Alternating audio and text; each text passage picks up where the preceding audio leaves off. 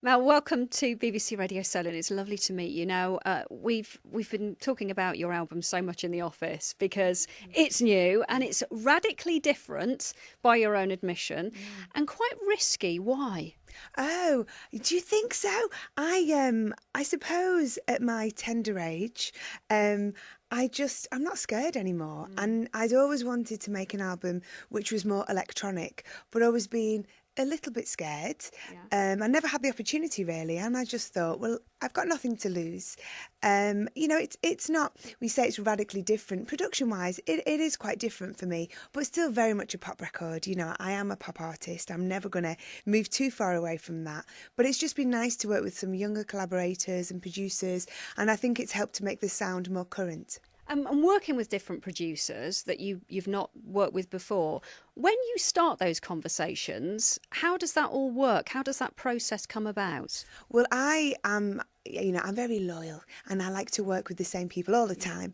And it's lovely to have some great songwriters that I've worked with for many, many years, and I feel very comfortable and confident with them. But then I do like to introduce some new people. Sometimes it works, sometimes it doesn't. But luckily on this record, you know, the new relationships have really, really worked. And it's just about spending time together, talking about music, talking about the stuff you love, the stuff you've always loved, stuff that's happening now. And you just start to build this, it's like building a relationship and an understanding of what I want to achieve. And it's completely collaborative. So it's, I'm not completely to blame. It's like it's something we've all worked on together. Does it ever go the other way when you meet somebody that you want to work with, but you're just on different pages and you know it's not going to happen? Absolutely. Yeah, that does happen. It's kind of rare. Yeah. I find if people, because often when you work with people, it's because they've shown an interest in wanting to work with you. So they do know you and they know your work. And so generally it does tend to work. I've got a great publisher as well who knows me very well. So it's about getting personalities at work as well as, the work side of things. And you said you wanted to write music that you wanted to listen to now. How have your tastes changed over the years? I think they've definitely evolved because there's just so much more out there now. Yeah. There's so many genres and so many mixes of genres. I love so many styles of music. And, as a kid, I remember the first stuff I used to listen to was my mum's music. So it would be the Beatles and Tamla Motown. And, as I got older, I was, child of the 80s. So it was Wham and Madonna and Michael Jackson. And then, of course, the 90s, I was really into Britpop. And all through, I suppose, since the late 80s, there's been this dance movement in the UK, which is, pretty mainstream now. The Americans have tried to steal it and call it EDM, but we were there first. So it's been really fun because, there was a time when each genre was, you stayed in your box and that was it. And, you were a mod or a rocker, there was a certain gang that you belonged to. But now there's so much, so many artists working together and collaborating, and styles have really all become mixed. One of the production teams that I've worked with on this record, they work a lot in the grime scene. Right. So obviously that's not a style of music that I'm doing, but it's just nice to have a really different British urban sound influence on the record. And just describe grime, because we were talking about it in the office. I was saying, what's grime? I haven't got a clue. But for me it's like it is that British urban sound, and there's rapping, and it's kind of more, it's a more British sound, I suppose, than the hip hop of the States. Is that right, chaps over there? Yes. Yeah. Yeah. Is that what we want to say? Yeah. So you think your artists like Tiny Temper and Wretched Right. too, and so it's a pretty big movement. Yeah. And this album, how long has it taken to write, and where's all the inspiration come from for it? Well, as with every record I've done, inspiration, life is the biggest inspiration really, and such is life, that things do keep getting thrown at you, and there's highs and there's lows, and lots of things, especially as you get older and life gets even more complicated than it used to be. So that's my main influence, and it's taken 3 years. Physically taken 3 years, in the studio. I've done lots of other things alongside it, but the last few months has totally been my focus to get it ready, and it will be probably, hopefully, for the next 2 years. So. And it's been launched in October next month, and the single is out when? The single is out on the 14th of October, but it's available to download now. Okay. Yeah. Well, we're going to be listening to it in just a moment. Before that, though, we've got to, and I'm sorry about this because I know you'll be so sick of I questions. have no idea what you're going to ask me now. I'm puzzled. Quantum physics. Could you just explain the theories, please? The Spice Girls reunion, which you're not going to be part of. Why? Um, go to www. No, I'm kidding. It was a very difficult decision for me to make, and we did reunite in 2007. All five of us. We had an incredible tour.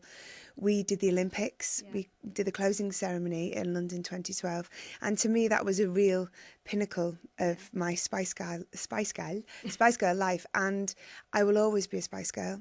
I'm super proud. I haven't turned my back on the Spice Girls. That's ridiculous. It's not a negative thing, but personally for me right now, I don't feel that going out as a four-piece is right for me.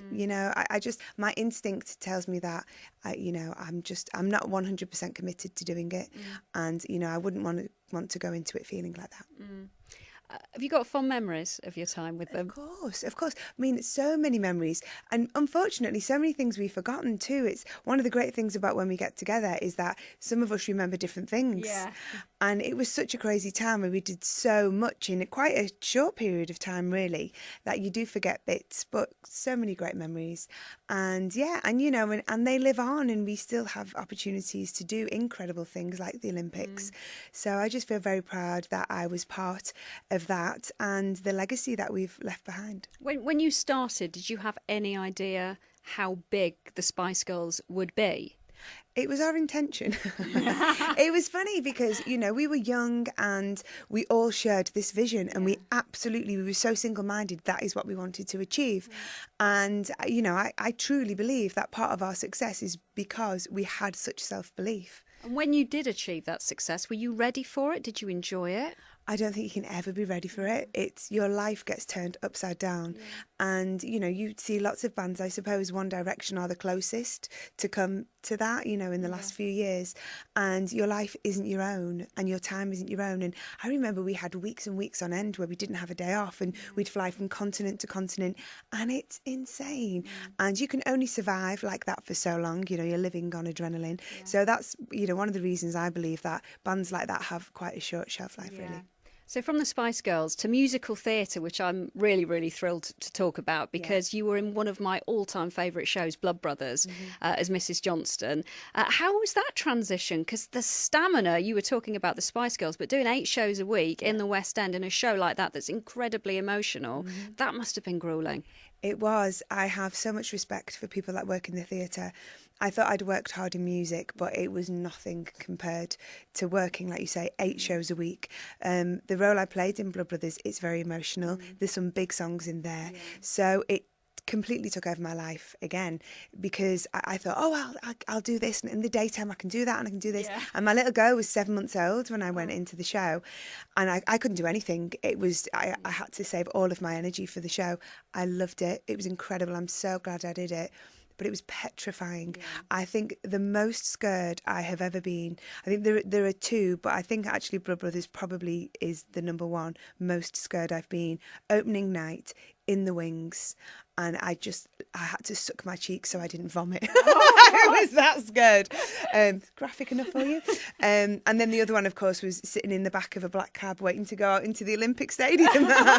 But yeah, there's been some very scary moments, but definitely that was the number 1. But what a wonderful thing to do, and it changed my life, and it changed the way people perceive me. And I didn't do it for that. I just did it as a bit of a personal challenge, and it was just the most incredible thing I could have done. Did you find you were taken a lot more seriously after that? Absolutely.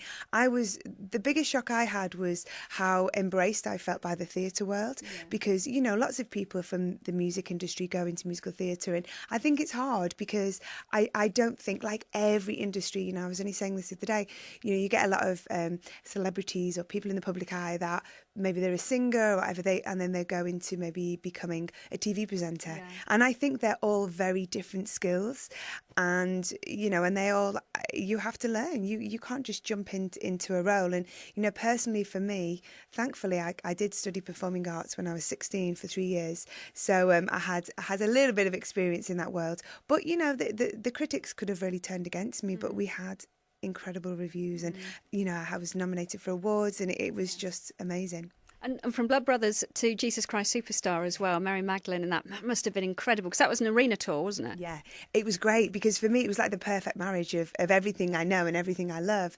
So a wonderful score, Andrew Lloyd Webber's finest, I believe. I love listening to that every night. Rock and roll, right up my street. A wonderful cast with Ben Forster, who we found on the TV show, Tim Minchin, who is God, and Chris Moyles, who's just like one of my closest friends now. So we just had a ball. It was an incredible thing to do, and it was lovely doing the tour and doing arenas because it felt a bit more like home. So from that now to your own music, sort of come full circle now. Yeah. What's next? Are you going to tour with this? Definitely, yeah. I mean, every record, that's very much in my thoughts when I'm writing and recording and out talking about it. It's all leading towards a live performance. So Version of Me then, out October the 21st. The single is ready to download now and out officially on October the 14th. You're going to perform now for us. Yeah. What are you going to sing? Okay, well, the first single, it's quite dancey and quite electronic. But luckily, it lends itself quite well to an acoustic feel. So we're going to do an acoustic version of the single Anymore. Mel, absolutely pleasure to meet you. Thank you very much for coming in. Thank you.